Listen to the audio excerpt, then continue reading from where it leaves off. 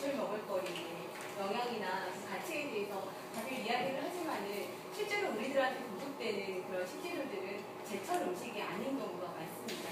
그러니까 사람들의 입맛을 더 현혹하기 위해서 조금 더 일찍 생산대를 써서 더 일찍 생산을 하거나 1년 내내 먹을 수 있는 딸기라든지 한겨울에 맛볼 수 있는 수박이라든지 그런 것들이 결국 그런 제철 먹을거리를 벗어난 먹을거리가 되겠죠. 이런 자연을 거스르다 보면은 역시 먹을거리 안에서 나쁜 과정들이 생겨나게 될 수밖에 없잖아요. 여기 오신 농부들은 그런 과정을 하지 않고 땅의 기운으로 온전한 땅의 기운으로 먹을거리를 생산하시는 그런 농부들이시고 그런 제철 먹을거리를 하늘이 그대로 주신 먹을거리들을 사용해서 먹자라는 취지에 동감하시는 그런 착한 소비자들이 오늘 만나신 거예요. 그래서 오늘은 어떤 제철 먹을거리가 이거다 저거다라는 규정보다는 자신이 가지고 있는 제철 먹을거리에 대한 어떤 소중한 경험담들을 이야기하면서 제철 먹을거리 시기가 진짜 이거였지라는 얘기들을 한 번씩 나눠봤으면 하고 이런 자리를 마련했습니다. 그리고 오늘 마련한 음식들은 제철 먹을거리들로 제가 준비를 했거든요, 일단은. 근데 어르신들이 보시기에 여기 시점에서 살짝 어긋날 수도 있어요. 그러니까 한번 보시고 막 보시면서 이게 사실은 예전에는 이것보다 좀 더 먼저 나왔었는데 지금은 조금 그렇다라는 얘기도 덧붙여 주셔도 좋을 것 같고요. 일단은 오늘은 이야기 주제가 제철 먹을거리인 만큼 제철 먹을거리들로만 제가 음식들을 한번 구성을 해봤어요. 그래서 자연스럽게 음식 드시면서 이야기를 해주시면 좋을 것 같고 오늘 자기의 소중한 제철 먹을거리에 대한 경험담을 첫 번째 발제하실 박상희 선생님을 제가 소개를 하겠습니다. 네, 고맙습니다.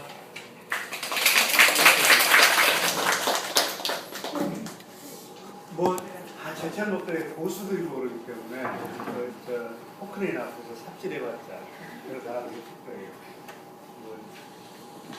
혹시 알고 생각했던 것들을 다시 한번 끄집어내서 다시 정리해보자, 다시 공감대를 형성시켜보자 그런 취지에서 제가 간략하게 앞에 있는 걸 드시면서 이제부터 자연스럽게 드시면서 얘기 드리셔도 좋을 것 같아요.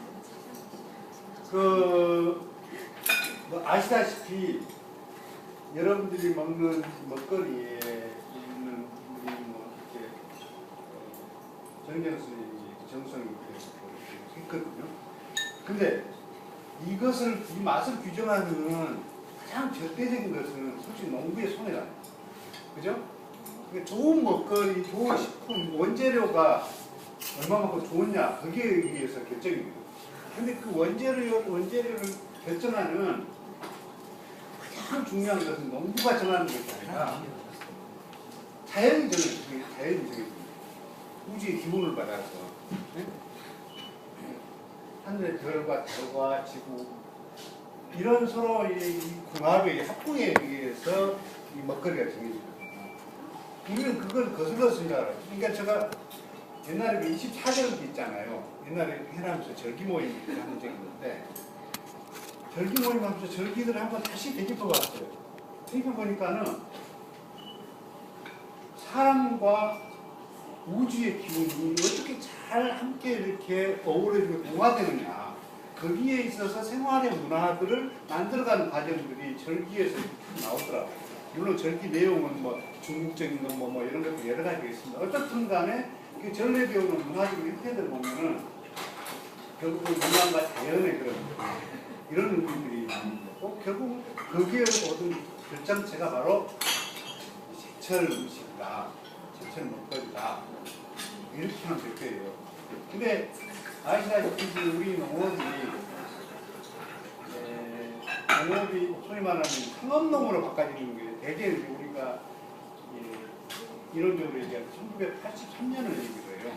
그때가 옛날에 여러분 기억하실 때 통일교가 나왔고요. 통일교가 없어지고 일반교로 바꿔집니다. 다시 말해서 다수학 중심이 아니라 이제 질 중심으로 바꿔지는. 물론 그때 그 이후로 어떤 면에서는 우리나라의 농업의 자금률이 급속도로 떨어집니다. 떨어지는데 시장에서 과잉이 돼요. 이런 아주 역조 현상이 벌어지는데 이제 그렇게 됨에 따라서 그때부터는 이제 옛날에 아주 다양한 것들을 한꺼번에 심고 그것도 제철에 따라서 수확을 하고 먹고 남은 걸 팔고 하는 이런 개념이었는데 이제는 팔기 위해서 생산하는 그러다 보니까 시장을 쫓아가니까는 우선 시장에 돈 되는 걸 중심으로 돈 되는 것은 많은 양을 만들어요. 많은 양을 통해서 그것을 대량 소비의 개념에서 우리가 흔히 말하는 이제 포드주의 개념이죠. 대량 생산이나 대량 소비. 이런 개념으로 농업이 우리나라가 하나 산업적인 부분에 재편이 되면서 결국은 원래 농업이 가졌던 그런 건강한 먹거리 생산이라는 이것들을 잊어버리는 이런 과정이 되었던 거죠. 근데 지금 왜 우리가 이제 그럼 제철 음식에 대해서는 물론 건강이라는 이런 고민들을 다행히 하도록 이렇게 고민을 하게 되는 이런 면도 있지만은 이제는 제철 음식이나 이 건강 음식을 찾게 되는 이제 시장이 형성이 되는 거죠. 시장 형성이 되는데 농민들이 그 생산하는 방식을 많이 잊어버렸어요. 거의 한 40년, 한 50년 이렇게 되다 보니까 거의 많이 잊어버렸어요. 제가 재밌는 얘기 할게요. 농촌에서 70대, 80대 분들이 옛날의 전통이나 이런 것들에 대해서 많이 생각하고 고민할 것 같죠. 그분들이 다 잊어버렸어요. 제가 그분들을 미혼 세대라고 생각해요. 그분들 미혼 없으면은 지금도 맛을 못 낸다고 생각을 해요. 네? 제가 이렇게 그 농촌 마을에 출장을 가서 이렇게 가면은 그래요. 부부가 있으면은 야 저기 박 선생 귀한 양반 왔으니까 커피 타워서 그래 놓고 그래요. 야 원료도 많이 타서 그래. 속된 말 쎄쁘다 할 정도로 밥그릇으로 드시고 그래요. 커피를. 오히려 옛날에 전통을 하다가 새로운 개량된 방식의 이렇게 문화로 바꿔서 이행기 때 이렇게 살았던 분들이잖아요. 그런데 옛날 것은 까마득히 다 이랬거든요. 그걸 보고 굉장히 제가 놀라운 것을 느끼게 되는데 그러다 보니까는 정작 이제 시대 변화에 의해서 건강한 먹거리를 우리가 공급을 해야 되고 또 찾는 소비자들이 생겨나고 그러면 불구하고 생산하는 농민들이나 그걸 가공하는 사람들이 그걸 많이 잊어버렸단 말이에요. 그래서 이제는 그런 것을 되찾는 일들을 고민을 해보자. 즉 말해서 이제는 농업이라는 것이 개념 농업입니다. 옛날에는 그래요 쌀, 배추, 고구마 뭐 이런 식으로 우리가 이 품목으로 이름을 기억했다가 하면은 이제는 쌀도 무슨 쌀이냐, 고구마도 무슨 고구마냐, 고구마도 천천한 별이죠. 우리가 브랜드 이름을 붙이는 것이 뭐예요? 시장에 나오면 브랜드가 숱하게 많잖아요. 차별하려고 그러잖아요. 자기의 모습을 드러내려고 하는 거예요. 자기 존재감을 나타내려고 그러는 거잖아요. 그런데 정작 거기에는 이름은 있는데 내 컨텐츠 뭐가 어떻게 다르지? 다름을 표현하는 방식은 잘 못하고 있어요. 그렇죠? 이것이 어떤 과정을 통해서 생산됐다는 여기까지는 나오는데 이것을 맛을 규정하고 있는 요소가 무엇인지 이 쌀과 이 쌀의 맛의 차이는 무엇인지 영양의 차이는 무엇인지 이런 것들에 대해서 이야기하는 것들은 많이 잊어버렸어요. 옛날에는 사람들이 다르단 말이에요. 윗논 아랫논 쌀맛 다르다. 이쪽 동네 저쪽 동네 송장 무게도 다르다. 다 기억을 하고 그런 지혜를 얻었는데 요즘은 안 잊어버렸단 말이에요. 예? 그런데 분명한 것은 철 따라서 아까 맛을 규정하는 요소들이 다르고 그 다음에 똑같은 것도 생산되는 위치에 따라서 기후 조건에 따라서 전혀 다른 성질이 나타났습니다. 그렇죠? 네. 저는 제가 이 토종들에 대해서 제가 자원조사를 한 10년 이상 한 적이 있었는데 실제로 보면은 각 지역마다 똑같은 것들이 맛을 규정하는 것은 굉장히 차이가 있어요. 제가 그래서 요즘철에 병어로 간다고 하면 어디 거예요? 지도 병어잖아요. 네? 또 좀 넓게 하자면은 신안하고 진도하고 사이에서 잡히는 한 6월 중순이라 이런 것들이 맛있고 그러잖아요. 또 조금 지나면 하모가 나오는데 하모는 진도하고 해남 사이 또는 뭐 물바 샌드가 좋잖아요. 가령 예를 들자면은 그때마다 그게 다르다고요. 똑같은 함은 여수에서 나오고 이렇게 해남에서 나오는데 맛이나 가격이 완전히 달라요. 그걸 이제는 표현하는 방법들을 하기 위해서는 우리가 구체적인 그 맛과 영양, 건강을 규정한 요소들이 무엇인가라는 것을 이제 차별화할 수 있도록 우리가 이야기로 만들어내는 이런 과정들이 앞으로 지혜가 필요하다. 그런 의미에서 나는 이제 이 제철 음식에 대해서 우리가 이야기를 하고 하는 것은 제철이라는 것들을 통해서 우리가 여기에 의해서 우리의 맛을 규정하는 요소들이 뭐고 또 거기에 대한 차이가 무엇인지 같이 한번 이렇게 느껴보는 이런 과정들이 앞으로 그 포럼을 통해서 차근차근 쌓였으면 좋겠다. 예? 이 포럼의 주인공은 누구냐 하면은 직접 여러분들이 생산하고 여러분들이 가지고 와서 직접 맛을 보고 느끼고 음미하는 여러분들이 주인이 되는 저같이 말 이렇게 해준 사람이 아니라 그렇죠? 앞으로 그런 포럼으로 몇개 가보자. 그런 걸 통해서 이제 더 나아가서는 제가 요즘에는 우리 친환경 농업, 우리 유기농 하시는 분 계시고 그러면은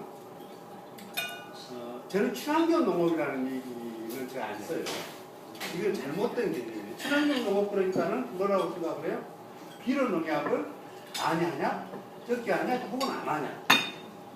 소위 말하는 뭐냐면은 비공이냐 공해냐 이런 차이로 생각을 하는 거예요.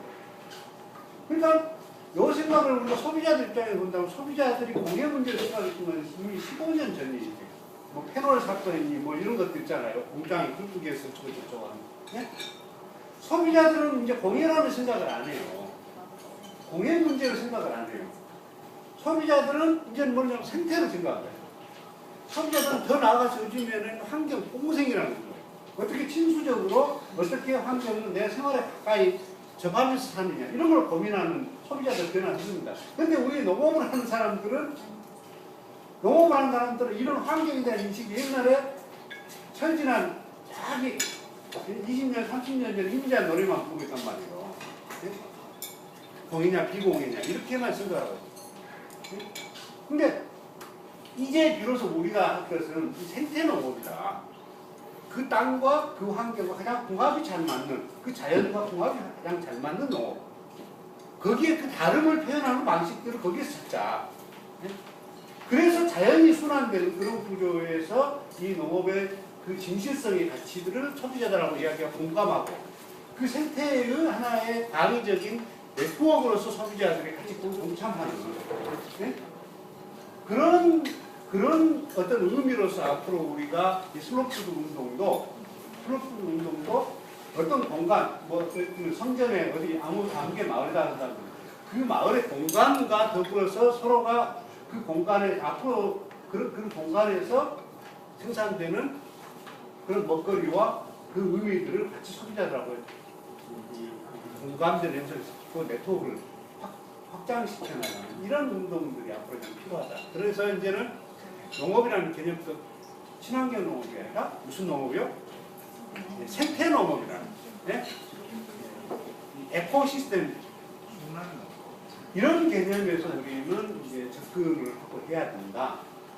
결국은 우리 여기에 계신 소비자분들도 그런 의미에서 가장 진실된 농업, 선한 먹거리가 뭐냐라고 규정을 할 때 결국은 그런 이야기가 담아져 있는 그런 진실성이 내재되어 있는 저는 옛날에 기자를 했는데 사실과 진실 사이에 사실인데도 진실이 아닌 것들이 있어요.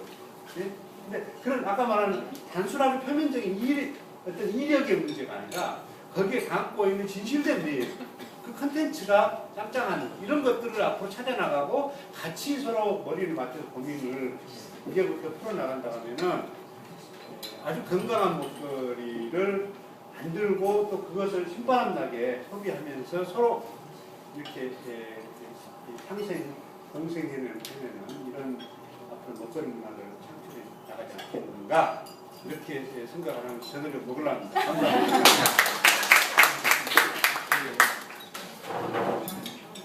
밥 있어요? 네.